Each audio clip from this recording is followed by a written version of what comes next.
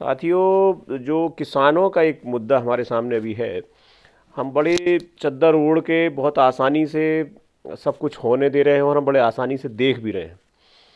ये खतरे की घंटी है। मैं बार बार कई बार मैं लिख भी चुका हूँ इस बात को और मैं महसूस कर रहा हूँ कि ये खतरे की घंटी है और हमें लग रहा है कि शायद किसान परेशानी में जा रहा है। लेकिन मैं दावे के साथ कह रहा हूँ कि किसान परेशानी में तो जाएगा ही, परेशानी में हम सब जाने वाले हैं। जो मध्यम क्लास है, जो कम पैसे कमाता है, जिसके पास इतना सफिशिएंट अमाउंट नहीं होता कि वो ज़िंदगी अच्छे से बसर कर पाए, उन सब के लिए रोटियां बहुत अमूल्य होने जा रही हैं। समझ लीजिएगा कि वो खरीदने के लिए भी तरसेगा।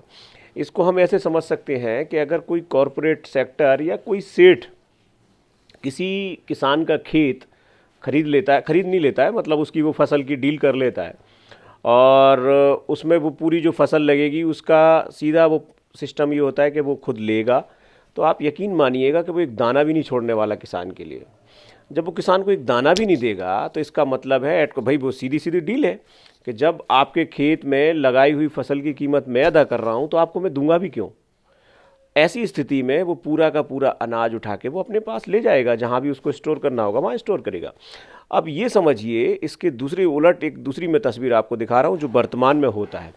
किसान वो अपना जो गेहूं लगाता है या जो भी अनाज पैदा करता है तो वो अनाज को वो खुद भी खाता है, बेचता भी है और अपने नियर एंड डियर, जैसे कभी कोई बगल में परेशान हुआ तो 50 किलो या एक क्विंटल का उसको भी वो दे देता है, अपने बहन भाइयों को पहुंचा देता है जिनकी माली हालत ठीक नहीं है, और थोड़ा बहुत स्टोर कर लेता है अपनी परेशानी के लिए। लेकिन जब कोई व्यक्ति उसकी फसल को खरीदने की डील कर लेगा तो वो एक दाना भी उसको नहीं छोड़ेगा। तो आप इस बात के, चलिए एक बात तो ये समझ में आ गई आपके।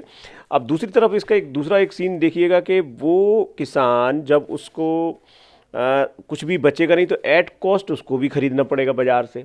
क्लियर है ना? जब मैंने आपको पूरी दाम दिए हुए तो लौटाएंगे पूरा मैं ही लूँगा, जाहिर सी बात है। अब ऐसी स्थिति में जब उसके सामने एक विकल्प ये बचेगा कि उसको बाजार से खरीदना पड़ेगा। अब एक और बात समझिएगा, इसमें भंडारण की कोई लिमिट नहीं है। यानी जो स्टॉक पे हम लोग देखते हैं कि कई बार हमें समझ में आता है कि प्याज अचानक से 100 रुपये किलो हो जाती है, तो वो क्यों हो जाती है? क्योंकि उसका भंडारण कर लिया जाता है, उसको स्टोर करके रख लेते हैं बिचौलिए। और हमने ये भी देखा है कि कई बार शक्कर या तमाम सारे दालें महंगी हो जाती हैं, अनाज महंगे हो जाते हैं, कई बार प्याज को हम ऐसा होते हुए देखते हैं क्योंकि स्टॉक कर लेते हैं इसको। उस पर कानून चलता है फिर कि रासुका लगाई जाती है अगर किसी ने भी स्टॉक किया तो।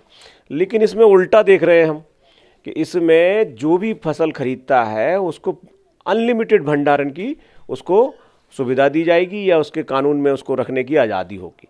अब ये एक बात बताइए आप, आज हम इतने मज़े के साथ में हम और आप मैं समझता हूँ 10-12 रुपये किलो से हमारा गेहूं का एक रेट स्टार्ट होता है और 35-40 तक हम अपने अपनी चॉइस के हिसाब से, वैरायटी के हिसाब से गेहूं को ख़रीद के खा सकते हैं।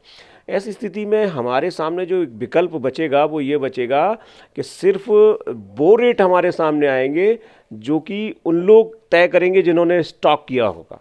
अब उस समय पे जो स्थिति बनेगी ना दोस्तों, वो रुलाने वाली स्थिति होगी।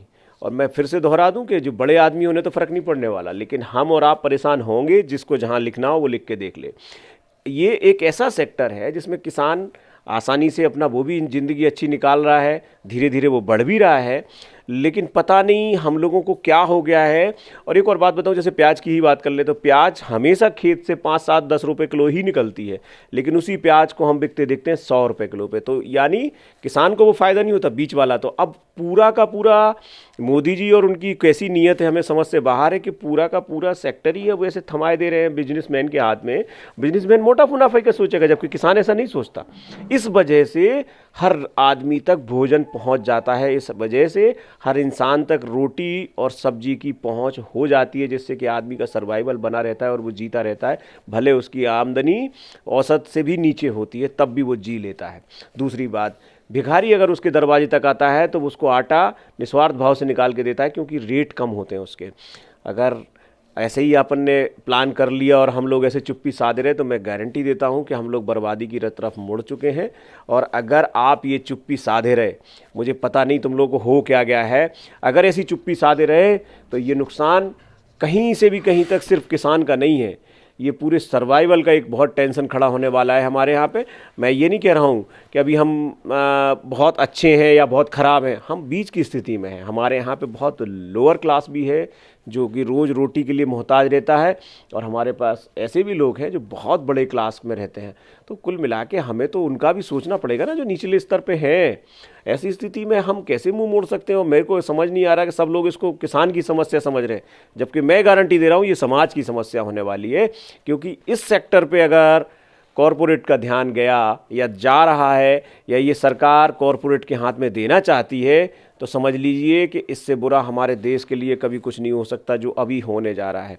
अभी भी वक्त है, हम सबको समझदारी से काम लेते हुए बहुत जल्दी इस पर विचार करना चाहिए। क्योंकि ये कॉरपोरेट सेक्टर में जाना कहीं से कहीं तक खेती का अच्छा सिस्टम नहीं है। ऐसी बैंक में आप लोग ढील डाल रहे हो, बैंक भी अगर इनके हाथ में गया तो हम बर्बादी की तरफ चले जाएंगे साथियों। और देखने वाली बात वो होगी कि हम कुछ कर भी नहीं पाएंगे, हम तिल मिलाएंगे खाली, और हम अपने लोगों को मरते हुए देखेंगे, हम अपने लोगों को डाका डालते हुए देखेंगे, चोरियां करते हुए देखेंगे। क्योंकि जब उसके पास अनाज का त्राहीमाम मच जाएगा तो वो तय है कि वो किसी भी हद तक जाकर अपराध करेगा। आज भी अगर समय है तो जागिए, और हम सबको इसका विरोध करना चाहिए, बजाय इसके कि हम बीजेपी को वोट दें कि कांग्रेस को वोट दें। ये सवाल ही नहीं है इसमें। आप खूब किसी को भी वोट दो, लेकिन गलत को गलत कहो। बार बार मैं दोहराता हूँ, गलत को गलत कहो। ये बहुत बड़ा ब्लंडर होने जा रहा है। इसमें खाली अभी एक ही चीज़ समझ में आ रही है कि एमएसपी के लिए बड़ा डिमांड उठा, लेकिन एमएसपी भी इसमें मुद्दा नहीं। मैं फिर से दोहरा रहा हूँ कि इसमें परेशान होने वाला है आम आदमी। अगर बचा सकते हो तो बचाइए और उनके साथ खड़े होइए। Thank you.